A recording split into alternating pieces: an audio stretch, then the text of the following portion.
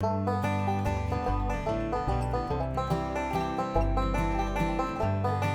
is important at least once a year, maybe during the winter months, that you take some steps to help preserve them, both the metal and at the same time the wood, and in some cases you may have to sharpen the tools at the same time, like a shears.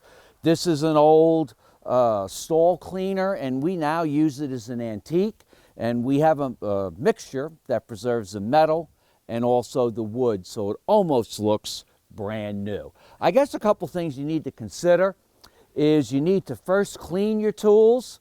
Pretty easy. You can use some of the heavy-duty cleaners, and what you're going to want to do is clean them. Sometimes just wiping them clean is great. If wiping them clean doesn't work, you might need to take a wire brush, a small one, to get into some of these hand tools, or you might need a steel brush to clean tools in this manner. Now, if you have a lot of grime and a lot of grit and materials that won't come off, you can even use something like WD-40, and that also loosens up the tools so they work well for you. Many of the great cutting tools are almost like scissors, so it's important when you have these types of shears that you only sharpen them in a certain way and on a certain side. So on this shears here, it's the bevel side that you want to sharpen. And you can get these really neat hand sharpeners. Of course, you can get the electric models. They work great too. But I just use these, and you just sharpen it just like this. Usually 4 or 5, maybe up to 10 times is great. Always be careful and don't cut yourself, but just like this. But you only sharpen the one side, not the flat side.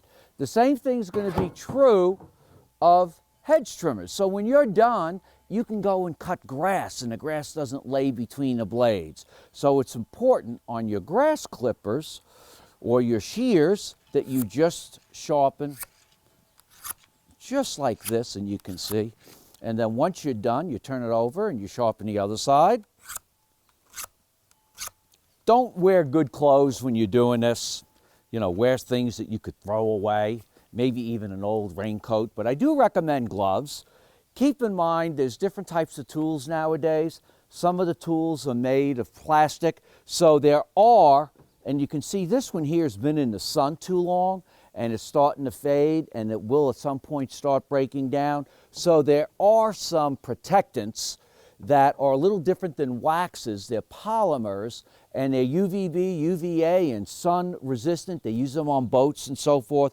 But for the tools, I make a mixture. Now, I use boiled linseed oil, not raw linseed oil. Raw linseed oil is too sticky, and so what you're going to do is use about 3/4 of your boiled linseed oil. You don't need to make a whole lot.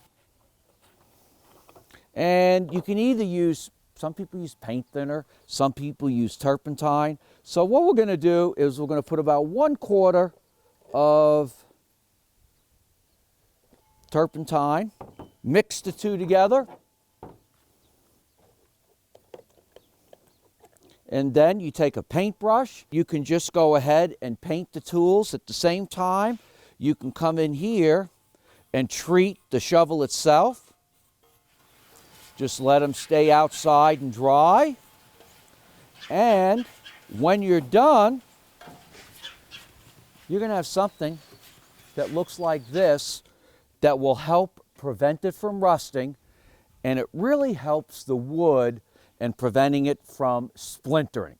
The last thing I want to mention, if you're dealing with tools that are like saws or pole saws, they're best left to be sharpened by professionals.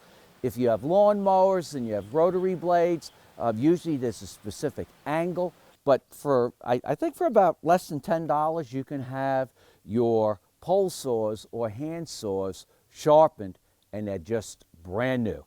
Join me next time in the garden.